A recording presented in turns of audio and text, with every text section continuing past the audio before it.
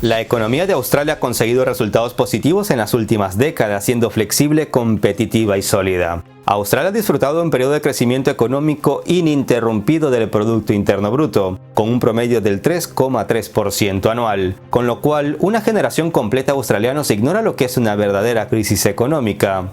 Habitualmente ocupa los primeros puestos de las clasificaciones mundiales en cuanto a riqueza y desarrollo humano, siendo además una de las naciones más ricas de Asia-Pacífico. Australia es internacionalmente competitiva en servicios financieros y de seguros, tecnologías y productos manufacturados de alto valor agregado. Pero el 2020 no podría haber empezado de peor manera para los australianos, dado que gran parte del país ardió desde finales del 2019 hasta principios de año, como nunca antes lo había hecho. Los noticieros del mundo mostraban escenas devastadoras de los incendios forestales, millones de animales, entre ellos koalas y canguros, perecieron. Y como muestra la magnitud de la catástrofe ambiental fue que una nube del humo causada por los incendios en Australia llegó hasta Chile y Argentina. Según los datos registrados desde 1880, los últimos 40 años han sido los más cálidos de Australia. Para su suerte, o quizás no, un aguacero de 4 días en la costa este trajo alivio después de años de sequía y ayudó a apagar los focos del incendio, pero también trajo daños por tormentas generalizadas y pronósticos de un clima más salvaje por venir. Amigos, un dato inquietante: Australia es uno de los países más sensibles al cambio climático. Soy Gabriel Bulgakov y en este video les voy a contar cómo Australia se ha hecho grande en gran parte gracias a otras naciones y a millones de personas que emigraron, muchos de ellos de nuestros países. Les explicaré en qué consiste la economía y prosperidad de Australia y cómo, después de un boom migratorio, las autoridades ya han puesto freno a la situación. Les hablaré de sus retos y de cómo el cambio climático ya les pasa factura, hasta el punto de que se los puede llevar por delante. Hoy conocerás muchos datos interesantes, pero si quieres, dale ya un like, que no te vamos a defraudar. Sin más introducción, empecemos. El 26 de enero de 1788, una expedición naval británica desembarcaba en las costas de Australia, en Sydney Cove, y a diferencia de Cristóbal Colón, no fundaron una ciudad, sino una colonia penal. Esa tierra, que inicialmente fuera un lugar de deportación donde iba a parar gente de la que Gran Bretaña quería deshacerse por diversas razones, se transformó con el pasar del tiempo en un país pujante con grandes posibilidades para sus habitantes. Tras lograr ser independiente, proceso iniciado en 1901 y concluido en 1942. El descubrimiento de oro en 1851 trajo consigo una afluencia de migrantes que no ha cesado desde entonces. Australia es un gigantesco continente insular con una superficie que supera los 7,7 millones de kilómetros cuadrados, un poco más pequeño que Brasil, pero que lo hace uno de los más grandes del mundo. Su densidad demográfica es sumamente baja, pero es a la vez uno de los países más urbanizados del mundo, con una población que en su mayoría vive en las ciudades costeras. La distancia ha sido un gran obstáculo que ha aislado al país del mundo exterior y ha hecho difíciles las comunicaciones dentro de su territorio. Si no, pregúntenles a los argentinos y uruguayos que en el pasado han tenido que ir a jugar la repesca en Sydney para el Mundial. A pesar de la volatilidad de la economía mundial, Australia ha mantenido unas tasas de crecimiento relativamente altas, esto a cuenta del tirón del sector minero. Australia fue uno de los pocos países desarrollados que ni siquiera entró en recesión técnica durante el estallido de la crisis financiera internacional del 2008. Lo logró gracias a 2 paquetes de estímulo, uno aprobado en Canberra, su capital, y otro en Pekín. Fue esta decisiva relación con China la que permitió que se desencadenara un boom minero en el país. Australia se agarró al tirón de la segunda economía mundial y se convirtió en uno de sus principales proveedores de hierro y cobre. Pero hace unos años, China bajó su ritmo de urbanización y formalizó su progresiva transición hacia un modelo menos intensivo en la industria pesada, y con esto la minería australiana se resintió al caer la demanda. La diversificación se ha visto más necesaria, ya que también se ha visto afectado el sector de los recursos naturales debido a la caída del precio de las materias primas, que también ha venido afectando a varias economías latinoamericanas. El país se ha venido enfrentando a varios retos al tener que ajustarse desde la minería hacia fuentes alternativas de crecimiento, y es aquí donde Australia ha encontrado su sitio, apoyado por un sector de servicios potente con la expansión exportación de servicios turísticos y el turismo educativo, donde nuevamente el mercado chino es el mejor cliente. China es el mercado más grande para artículos que incluyen productos y servicios agrícolas de Australia. En el 2014, China representó el 34% de las exportaciones australianas y esto los convirtió en su principal mercado. El Acuerdo de Libre Comercio China-Australia ha estado en vigencia desde diciembre del 2015. Más del 86% de las exportaciones de bienes australianos a China ahora entran libres de impuestos. Esto debería aumentar progresivamente al 96% para el año 2029. Los aranceles australianos sobre las importaciones chinas también se eliminarán progresivamente. El acuerdo también se establece para aumentar el turismo chino a Australia y las reglas relajadas para la movilidad laboral verán a más trabajadores chinos en Australia y viceversa. Mientras, el comercio bilateral alcanzó los 235.000 millones de dólares en los años 2018 y 2019. Actualmente un sector clave es el turismo educativo, que es una de las estrellas del PIB de Australia, después del carbón, el hierro y el gas, y que aportó en el 2018 cerca de 24.616 millones de dólares, gracias a los aproximadamente 400.000 estudiantes extranjeros que llegaron al país, de los cuales un 38,3% provenían de China. Australia es el tercer destino estudiantil internacional más popular en el mundo. Es un país con relativamente poca población, 24,5 millones de personas, pero son líderes mundiales en educación. Se espera que Australia supere pronto al Reino Unido y sea el segundo destino estudiantil más popular, justo después de Estados Unidos. Una educación de alta calidad, fácil acceso a servicios de apoyo al estudiante, una sociedad multicultural y un fantástico estilo de vida hacen de Australia un destino muy atractivo para estudiar. Además, tienen 6 de las 100 mejores universidades del mundo. Australia ofrece diversas opciones para estudiantes internacionales con más de 1.200 instituciones y más de 22.000 cursos para elegir. El número total de estudiantes chinos en Australia para el 2019 se estimó en 2 millones, de los cuales 1,7 millones estaban matriculados en cursos de educación superior y contribuyeron con unos 8.247 millones de dólares a la economía australiana. Desde hace unos minutos les he estado hablando de la importante relación económica entre Australia y China. Pues bien, por eso muchos en estos dos países no entienden por qué los gobernantes australianos se dedican a hacerle la puñeta al gran dragón. Les recuerdo que Australia pidió públicamente una investigación sobre China y parecía indirectamente culpar a este país por el origen de la pandemia, haciendo pinza de paso con Estados Unidos en ese tema. Y esto ha abierto la caja de Pandora, desencadenando tensión en las relaciones entre Australia y China. A lo anterior hay que sumar los casos de espionaje australiano, con varios detenidos en suelo chino. Esta actividad australiana contra China a través de la red de inteligencia 5 Ojos y la colaboración de Australia con Estados Unidos en su guerra por boicotear el 5G desarrollado por Huawei y otras firmas chinas ha puesto en alerta a Xi Jinping. Algunos hablan ya de un divorcio económico donde Australia saldría perdedor.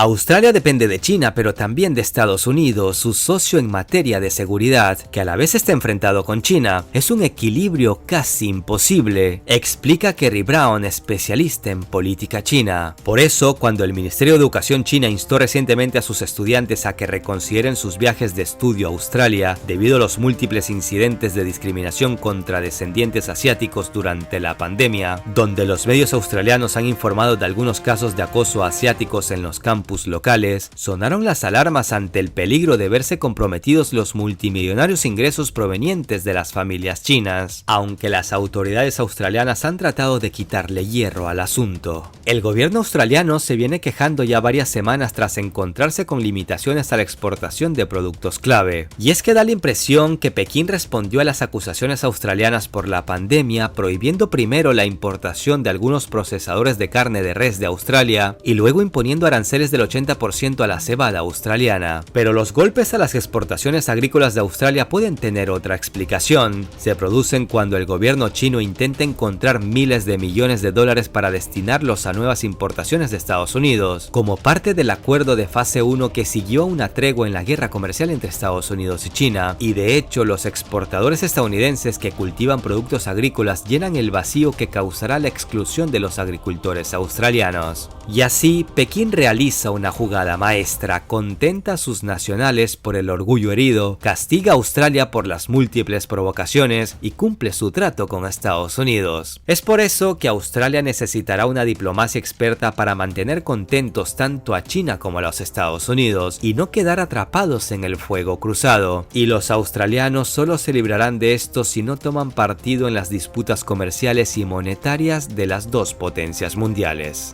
El sistema de salud del país es un híbrido de esquemas públicos y privados. Si se reúnen los requisitos, Medicare ayuda a cubrir el costo de una variedad de servicios médicos como tratamiento gratuito o a menor costo por parte de doctores y especialistas en distintas ramas, así como el ingreso hospitalario gratuito de ser necesario. A pesar de esto, más del 50% de la población paga un seguro privado porque el esquema público Medicare no cubre todo y la asistencia médica es costosa, aunque tienen también un sistema de beneficios farmacéuticos para que algunos medicamentos sean más asequibles y programas gratuitos de detección de algunos tipos de cáncer que tienen gran presencia en su población. No se vayan, que ahora vienen otros datos impactantes sobre cómo es vivir en Australia y su sistema educativo, la inmigración y su economía.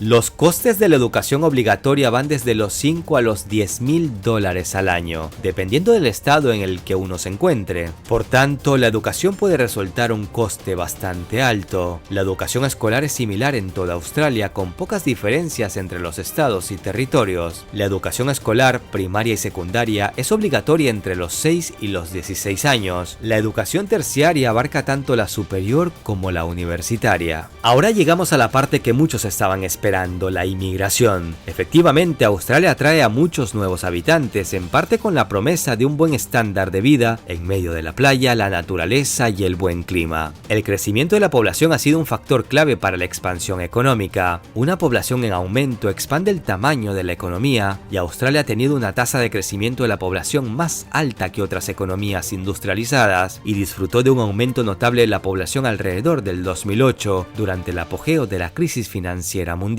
Este crecimiento de la población se tradujo en un incremento positivo del PIB, beneficiado de corrientes migratorias que han llevado profesionales y empresarios de todo el mundo a vivir a ese país. Sin embargo, el año pasado se dio inicio a un plan para reducir la inmigración. En medio del rechazo global a la inmigración que ha transformado la política en Estados Unidos, el Reino Unido y gran parte de Europa, incluso Australia está cambiando de dirección, al alejarse de una política que dio la bienvenida a extranjeros calificados que ayudaron a impulsar décadas de crecimiento económico y que convirtió al país en una sociedad multicultural. El gobierno australiano presentó la decisión como una reacción a la saturación en las ciudades más grandes del país, que ha provocado trayectos congestionados y costos más elevados en el sector de la vivienda, llevándolos al punto de tener su propia burbuja inmobiliaria. Este plan se presenta a los australianos para proteger su calidad de vida, pero se enmascara en esta intención el rechazo a la migración, sobre todo a los ciudadanos provenientes de países musulmanes, africanos y asiáticos. La población de Australia ha crecido casi un 40%, de 18 a 25 millones de habitantes desde la década de los 90, y los economistas argumentan que la cifra récord de 27 años sin recesiones en la nación habría sido imposible sin el aumento de la inmigración. La mayoría de los extranjeros que han llegado desde 1980 han sido migrantes calificados. De acuerdo con el censo de 2016, más del 25% de los australianos nació en el extranjero y muchos quieren que termine esa tendencia. El gobierno ha puesto en marcha la Operación Tortuga en las aprobaciones de visas y planea recortar la inmigración de 160.000 a 30.000 personas al año. Los estudiantes son su gallina de los huevos de oro y muchos llegan atraídos con la idea de establecerse definitivamente en Australia al concluir los estudios. Pero la realidad es que el país no pone nada fácil que eso suceda, y el porcentaje que finalmente podrán establecerse es bajísimo, dado que a Australia solo le interesa que gasten su dinero y se marchen.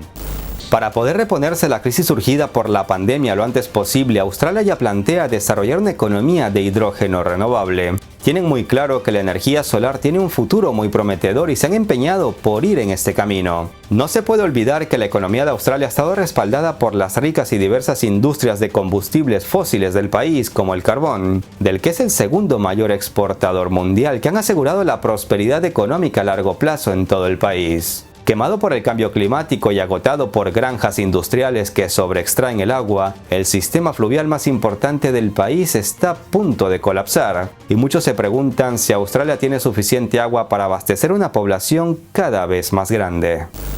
El país también tiene algunas de las emisiones de carbono per cápita más altas del planeta, y aunque algo se ha hecho, los líderes políticos australianos son renuentes a abordar lo que está sucediendo con el clima, y mucho menos tener una conversación honesta sobre cómo los ciudadanos deberían usar el agua o a implantar políticas ambientales más exigentes. Quizás Greta Thunberg, que ya ha tenido sus más y sus menos con las autoridades australianas, debería ir a visitarlos. Ni siquiera las catástrofes como los incendios en Australia parecen traer alguna acción política. ¿Cómo es esto posible?, se preguntaba Greta en Twitter cuando en diciembre del año pasado los incendios devoraban el país.